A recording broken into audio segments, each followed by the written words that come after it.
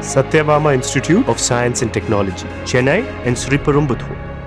பாரதிய ஜனதா கட்சி கூட்டணியிலிருந்து அனைத்து இந்திய அண்ணா திராவிட முன்னேற்ற கழகம் விலகிக் கொள்கிறது என்றும் தேசிய ஜனநாயக கூட்டணியிலிருந்து விலகுவது என்றும் அந்த தீர்மானத்தில் தெரிவிக்கப்பட்டிருக்கின்றன. பாஜகவுடன் இப்போது கூட்டணி இல்லை, எப்போதும் கூட்டணி இல்லை என சத்தியம் செய்யாத குறையாக எடப்பாடி பழனிசாமி பேசியதற்கு மாறாக மீண்டும் கூட்டணி இணைப்புக்கான ஆரம்ப புள்ளியாக மாறியிருக்கிறது எஸ்பி வேலுமணி இல்ல திருமணம்.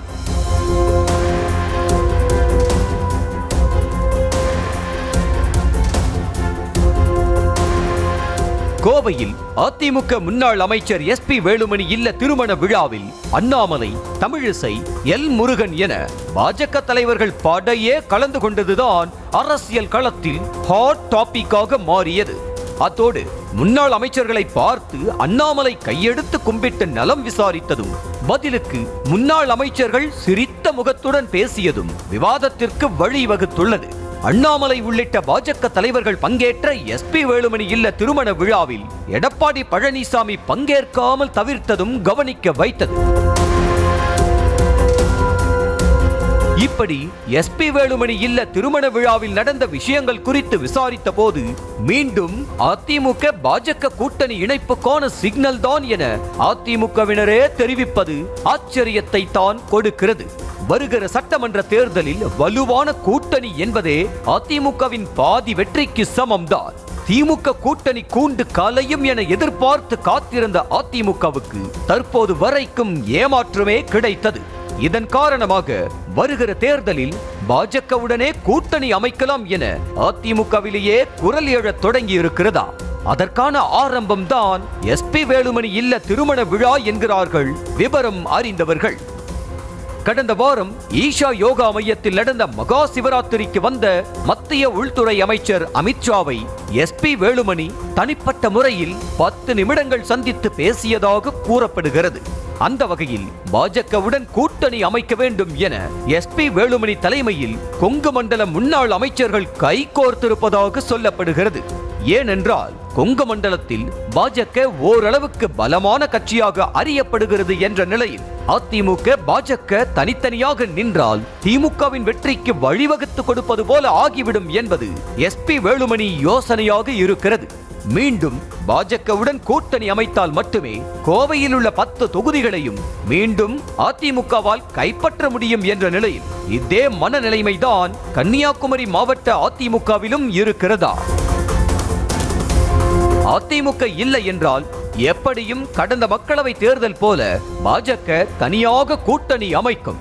அப்போது பாமக, தேமுதிக உள்ளிட்ட கட்சிகள் பாஜக கூட்டணிக்கு செல்லவே வாய்ப்பு இருக்கிறது. அப்படி நடக்கும் பட்சத்தில் அதிமுகவின் நிலைமை இன்னும் மோசமாகி தனித்து விடப்பட்டது போல ஆகிவிடும்.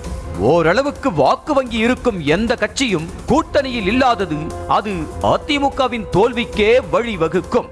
இந்த காரணத்தை சுட்டிக்காட்டியும் பாஜகவுடன் கூட்டணி வைக்க வேண்டும் என அதிமுகவினரே தலைமைக்கு அழுத்தம் கொடுக்க தொடங்கியிருப்பதாக சொல்லப்படுகிறது.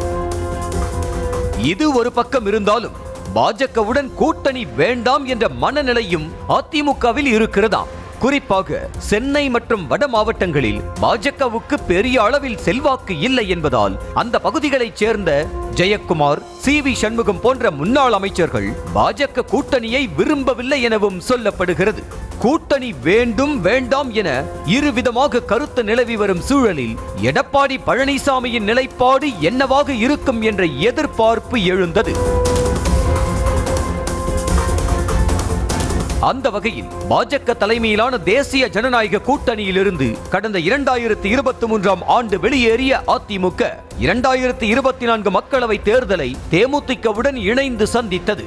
இந்த நிலையில் வருகிற சட்டமன்ற தேர்தலுக்கு வலுவான கூட்டணி அமைக்க முனைப்பு காட்டி வரும் அதிமுக விஜயின் தாவேக்கவுடன் கைகோர்க்கலாம் என்ற தகவல் வெளியானது. அதிமுகவும் விஜய் கட்சியும் பேச்சுவார்த்தை நடத்தி வருவதாக கூறப்பட்ட நிலையில் சில நாட்களுக்கு முன்பு அதிமுக தாவேக்க கூட்டணிக்கு வாய்ப்பில்லை என பிரசாந்த் கிஷோர் கூறியிருந்தது எடப்பாடி பழனிசாமியை அப்செட் ஆக்கியதாக கூறப்படுகிறது. இதன் வெளிப்பாடாகத்தான் சேலத்தில் செய்தியாளர் சந்திப்பில் எடப்பாடி பழனிசாமி பாஜகவுடனான கூட்டணியை சூசகமாக உறுதிப்படுத்தியதாக சொல்கிறார்கள். பாஜகவுடன் கூட்டணியா என்ற கேள்விக்கு அதிமுகவின் ஒரே எதிரி திமுக தான் என்ற எடப்பாடி பழனிசாமி பாஜகவுடன் கூட்டணி இல்லை என ஒரு வார்த்தை கூட மறுத்து பேசாதது உற்று நோக்க வைத்துள்ளது. 2026 தேர்தலில் பாஜகவோடு கூட்டணி சேர்றதுக்கு அதிமுக பேச்சுவார்த்தையில் ஈடுபடுறதா ஒரு தகவல் நான் தான் நேரத்தே சொல்லிட்டேன்.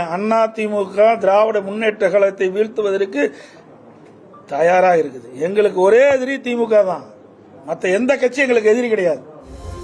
பாஜகவுடன் கூட்டணி வைத்தால் சிறுபான்மை வாக்கு வங்கிக்கு பாதிப்பு போன்ற காரணங்கள் இருந்தாலும் கூட அதிமுக கையில் வேறு வாய்ப்பில்லை என்பதே அரசியல் களம் உணர்த்தும் செய்தியாக இருக்கிறது.